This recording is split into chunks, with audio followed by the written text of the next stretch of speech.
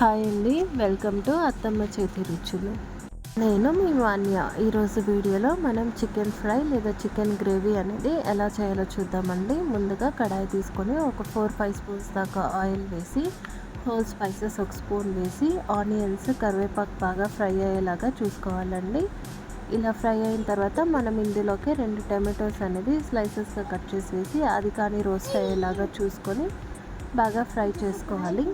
ఈ మొత్తం మనకి ఆయిల్ ఎంత బాగా ఫ్రై అయితే టేస్ట్ అనేది కర్రీ అంత బాగుంటుందండి. సో మ్యాక్సిమం మనం ఆయిల్లో డీప్ ఫ్రై అయ్యేలాగా చూసుకొని ఫ్రై చేసుకోవాలండి. ఇది ఇలా ఫ్రై అయిన తర్వాత మనం ఇందులోకి జింజర్ గార్లిక్ పేస్ట్ ఇంకా కొబ్బరి వేసి గ్రైండ్ చేసుకున్నటువంటి మసాలా 2 గరిటెలు వేసి బాగా మిక్స్ చేసుకోవాలి. ఇక్కడ మనం మసాలా వేసిన తర్వాత ఫ్లేమ్ అనేది లో ఫ్లేమ్లో పెట్టుకోవాలండి, లేదంటే మొత్తం అడుగంటిపోతుంది.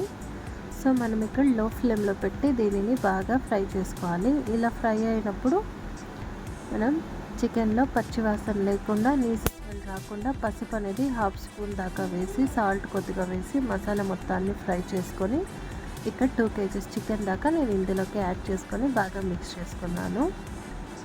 ఇది మొత్తం మనకి గ్రేవీతో బాగా మిక్స్ అయ్యేలాగా చూసుకోవాలండి. మసాలా అనేది చికెన్కి బాగా పట్టిన తర్వాత చికెన్ 90% వరకు మనకి ఇలానే ఉడికిపోవాలి.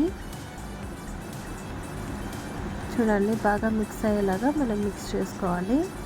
అడుగంటకుండా చూసుకోవాలి ప్రాసెస్ అనేది ఎక్కడే కానీ.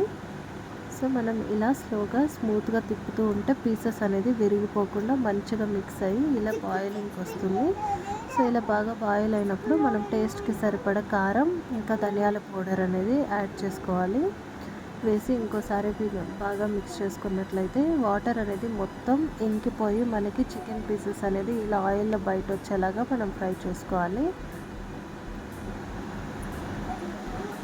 ఈ మూమెంట్లోనే మనకి ఏదైనా టేస్ట్ సరిపోలేదంటే మనం లాస్ట్ ఫైనల్ ఇంకా దింపుతాము అనే టైంలో అడ్జస్ట్ చేసుకొని బాయిల్ చేసుకున్నట్లయితే చికెన్ ఫ్రై రెడీ.